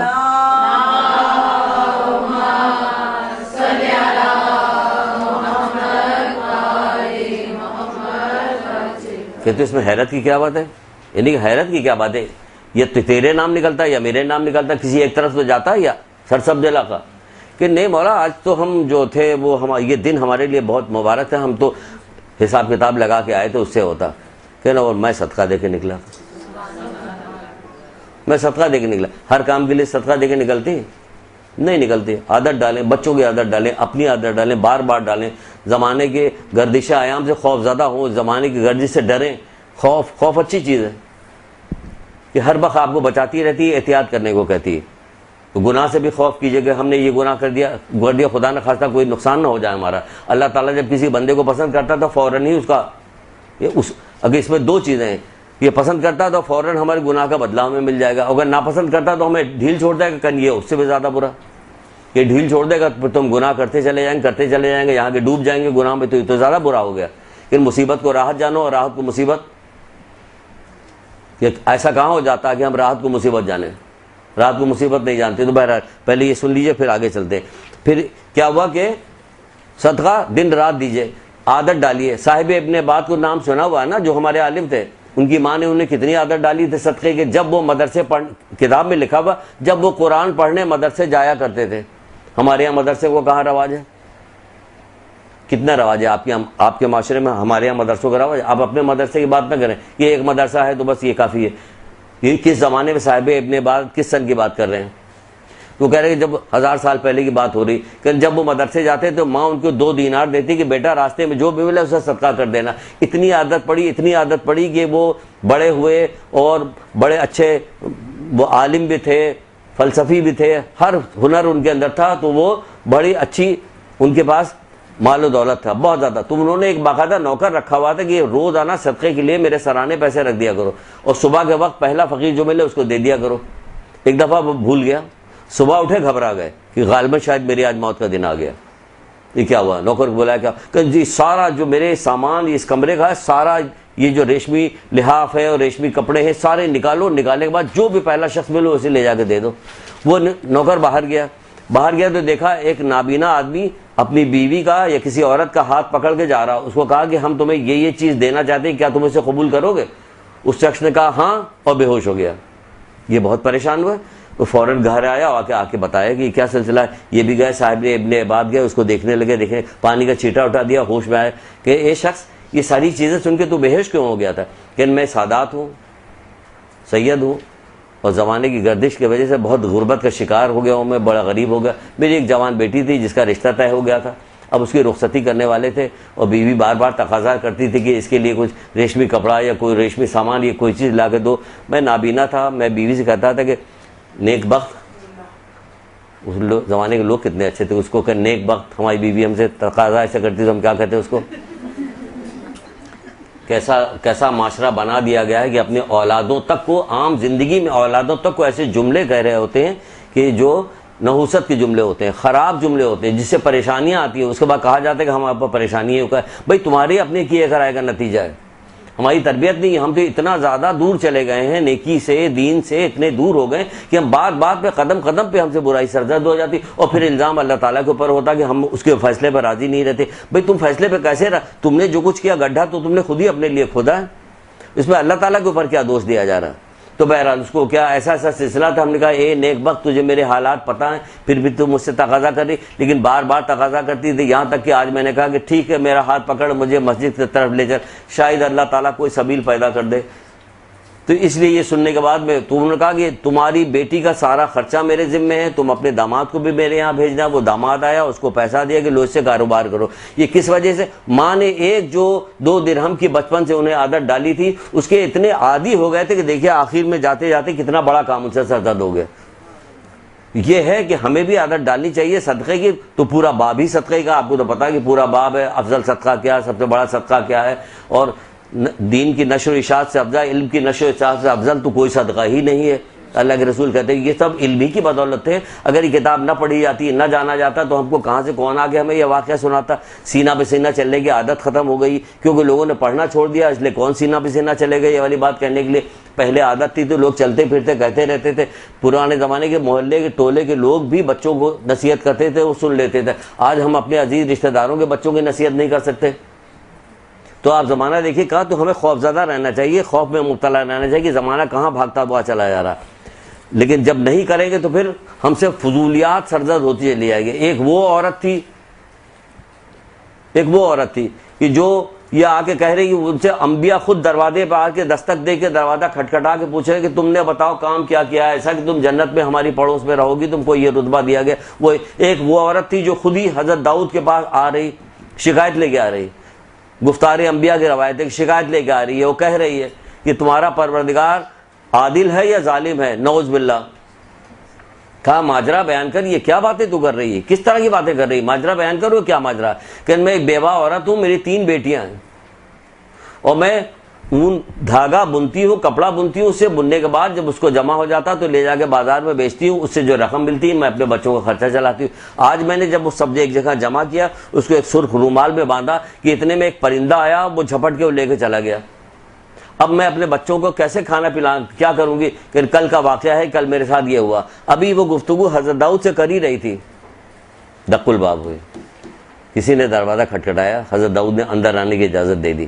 آج دیکھیے گا عجیب اتفاق ہے، سارے واقعات حضرت داؤد ہی کے ساتھ پیش آ رہے ہیں، وہی یہاں پہ بیان کیے جا رہے ہیں۔ ایک درود پڑھیے محمد آل محمد۔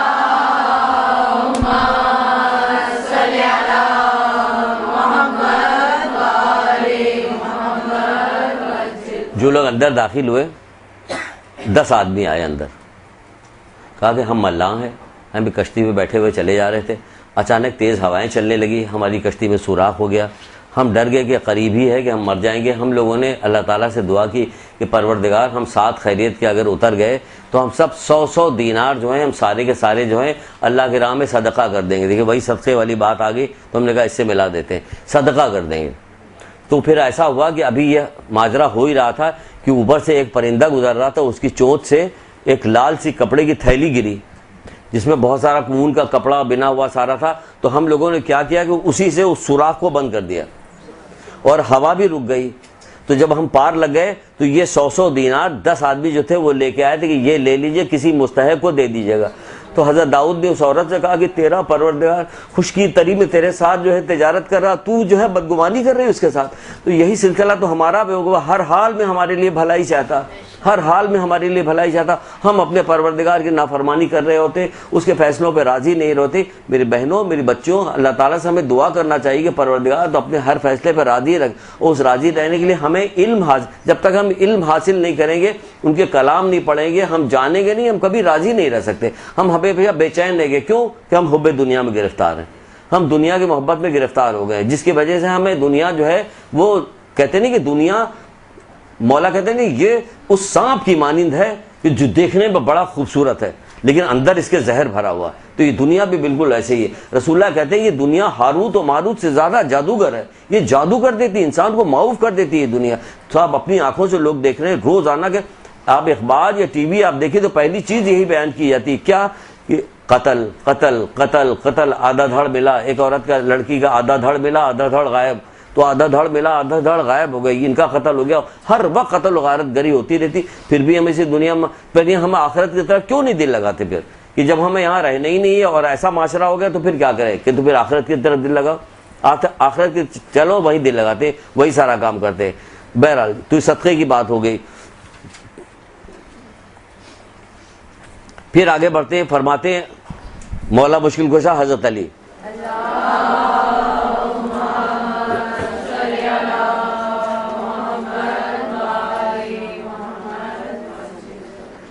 اور صحیح بات کہتے ہیں مولا، کہتے ہیں افسوس ہے اللہ کو دھوکہ دے کر اس کی جنت نہیں لی جا سکتی، اللہ کو دھوکہ دے کر اس کی جنت نہیں لی جا سکتی،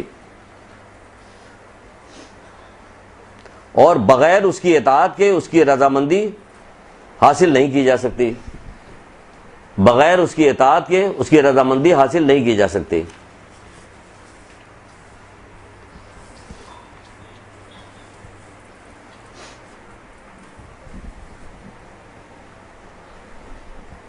یعنی کہ ہمیں اس کی اطاعت ہر حال میں لازمی کرنا ہے، تب اس کی رضا حاصل ہوگی۔ تو اللہ کی رضا کی نشانی کیا ہے؟ کچھ پتہ چلے اس کے بارے میں۔ ایک روایت حضرت موسیٰ علیہ السلام نے خود ہی پوچھا تھا۔ حضرت موسیٰ علیہ السلام نے پروردگار سے پوچھا کہ پروردگار تیری رضا، پروردگار مجھے بتا کہ اپنے رضامندی اور خوشنودگی کی علامت بتا دے، بندوں سے اپنی رضا اور خوشنودگی کی علامت بتا دے۔ تو پروردگار نے وہی فرمائی، جب تم دیکھو کہ میں اپنے بندوں کو اپنی اطاعت کے لیے آمادہ کرتا ہوں۔ اب ہمیں اس حدیث سے اپنا جائزہ لینا چاہیے۔ جب تم دیکھو کہ میں اپنے بندوں کو اپنی اطاعت کے لیے آمادہ کرتا ہوں اور اپنی نافرمانی سے روکتا ہوں، تو سمجھ لو کہ اس میں میری رضا ہے۔ وہ کہا نہیں کہ اللہ تعالیٰ اگر ہم سے کوئی گناہ سرزد ہو جاتا تو ہمیں فوراً سزا مل جاتی ہے، ہم رک جاتے ہیں، تڑپتے ہیں، ہمیں چھوڑ نہ دے، ہمیں چھوڑ نہ دے کہ ہم جو جی چاہے کرتے رہیں۔ پھر ہماری معاشرے میں دیکھیے کہ کتنے لوگ ہم ان کو کہتے رہتے ہیں یہ دیکھیں یہ بھی کر رہے ہیں، یہ بھی کر رہے ہیں، یہ بھی، ان کو کسی طرح سے وہ ہوتے نہیں کہ کرنے دو، ان کو کرنے دو، پھر ان کو ایک ساتھ پکڑے گا وہ۔ پھر یہ دنیا کی رونقوں پہ مت جاؤ، یہ ہم نے تمام لوگوں کے لیے مباح کر دی ہے۔ اگر یہ دنیا اچھی ہوتی یا دنیا کی کوئی قیمت ہوتی، کتنی بار تو یہ بات بتائی گئی کہ دنیا کی کوئی قیمت ہوتی تو اللہ تعالیٰ کیا کرتا، کافر کو ایک گھونٹ پانی نہ دیتا، کہتا رہا ایک گھونٹ پانی، یعنی اس کا مطلب دنیا کو کوئی نگاہ پروردگار میں کوئی ہے ہی نہیں۔ اللہ کے رسول مرے ہوئے بھیڑ کے بچے کے بارے میں جب اپنے اصحاب سے پوچھتے کہ بتاؤ اس کی قیمت کیا ہوگی، تو کہتے کہ یہ اللہ کے رسول اگر یہ زندہ بھی ہوتا تو اپنے مالک کے لیے 2 درہم سے زیادہ کا نہیں تھا، کہ نہیں، یہ تمہاری دنیا میری نگاہ میں اس سے زیادہ بدتر ہے۔ تو وہ یہ کہہ رہے ہیں، مولا علی یہ کہہ رہے ہیں، اب تمام ائمہ ہمارے یہ کہہ رہے ہیں کہ دنیا کی نگاہ میں پھر ہم کیوں مرے مٹ رہے ہیں؟ ہم کس کی تاسیح کر رہے ہیں، کس کی پیروی کر رہے ہیں؟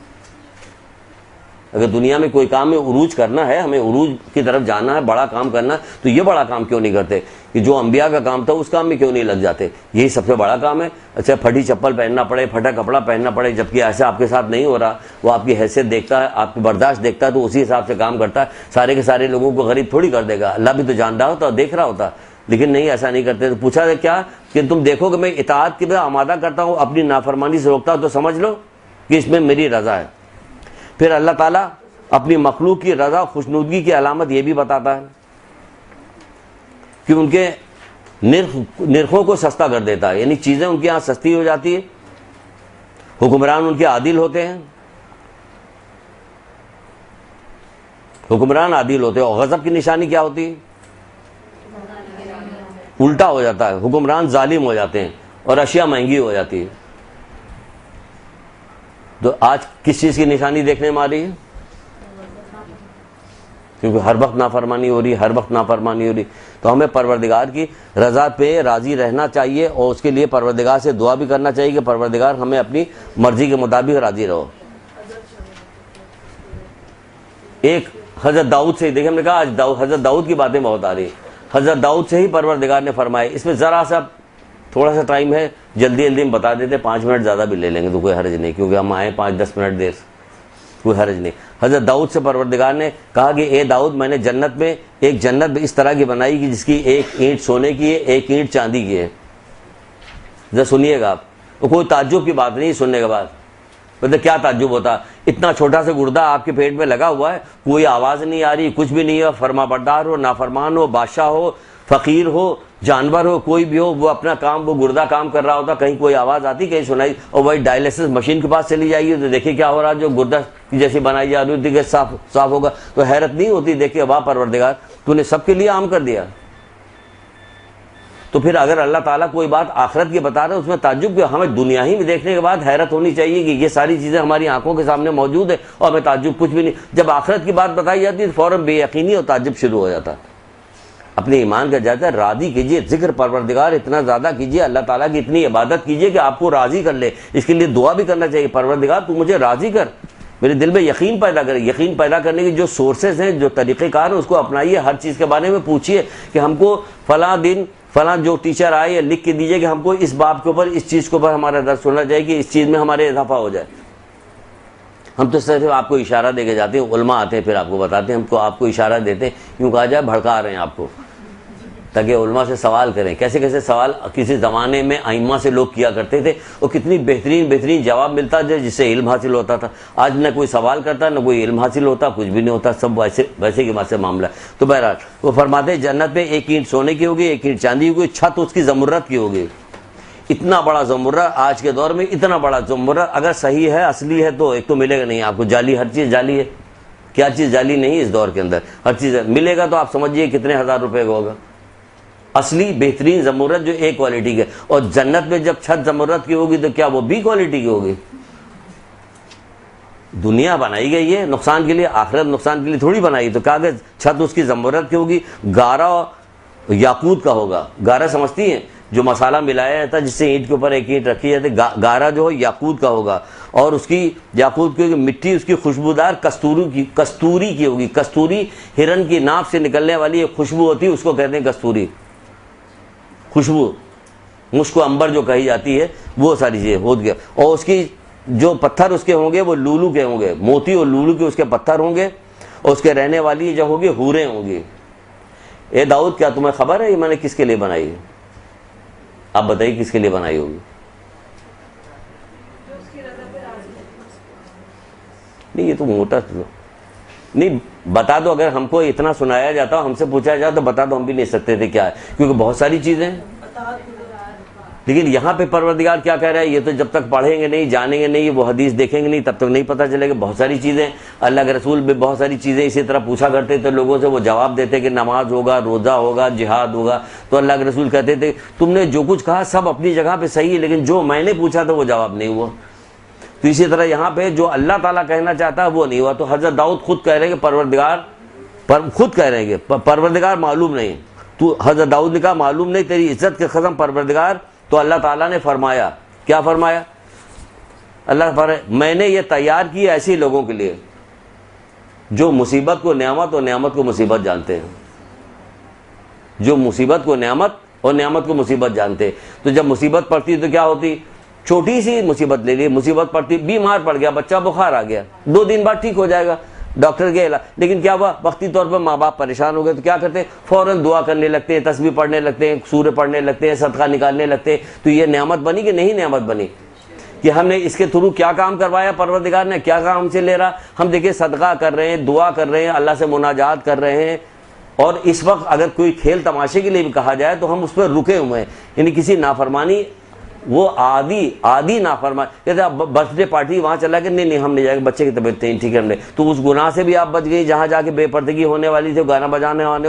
تو کتنی چیزوں سے روک لیا پروردگار نے آپ کو. اسی چیز کو بڑا کر لیجئے یا اسی چیز کو چھوٹا کر لیے. تو جب تک تم, جو شخص مصیبت کو راحت اور راحت کو مصیبت جانتا ہوں اس کے لیے ہم کریں گے, راحت کو مصیبت اور مصیبت کو راحت. تو ہمیں ہر چیز پہ صبر کر کے غور کرنا چاہیے کہ پروردگار کیا چاہتا ہے.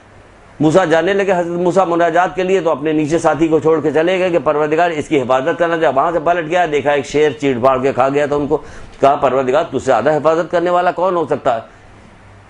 تو یہ حضرت موسیٰ پہ مصیبت نازل ہو, کہنے اے موسیٰ ذرا آسمانوں کی طرف تو دیکھو. جب آسمان کی طرف دیکھا, اس بندے کا بلند مقام, اس کی نعمتیں دیکھی, کہا پروردگار میں راضی ہوں, اے پروردگار میں راضی ہوں. تو یہاں تو کھول کے ایک ہی چیز بتائی جا رہی ہے کہ تم وہاں کیا دیکھو گے, تم مشاہدہ کیا کرو گے. تم محمد صلی اللہ علیہ وسلم کے ماننے والے ہو, تو ہم سب کچھ تم کو یہی دکھا دیں گے.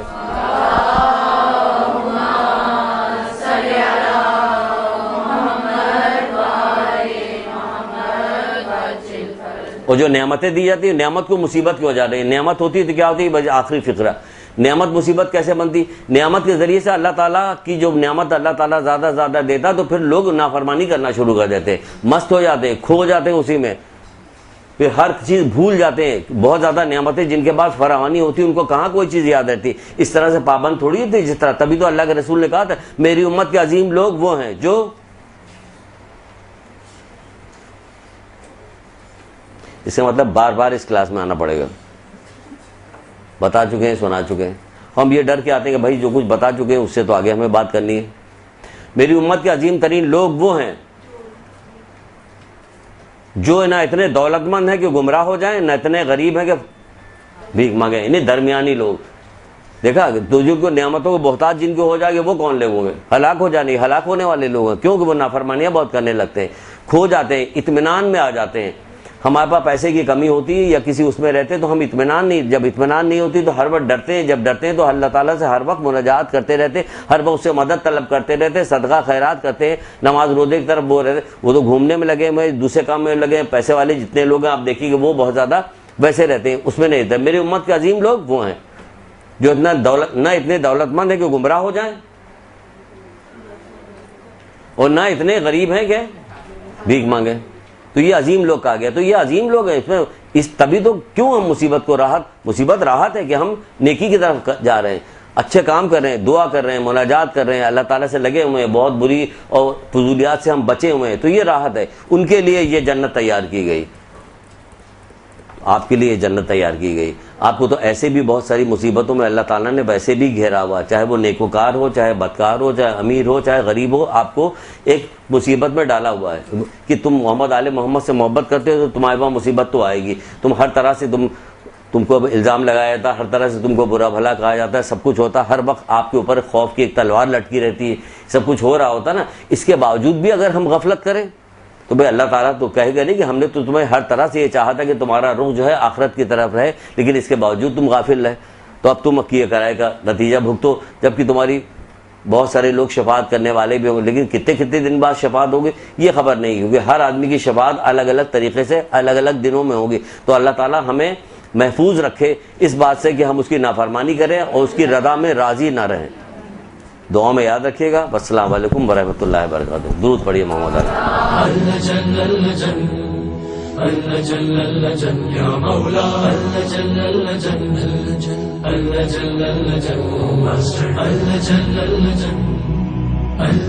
يا صاحب السماء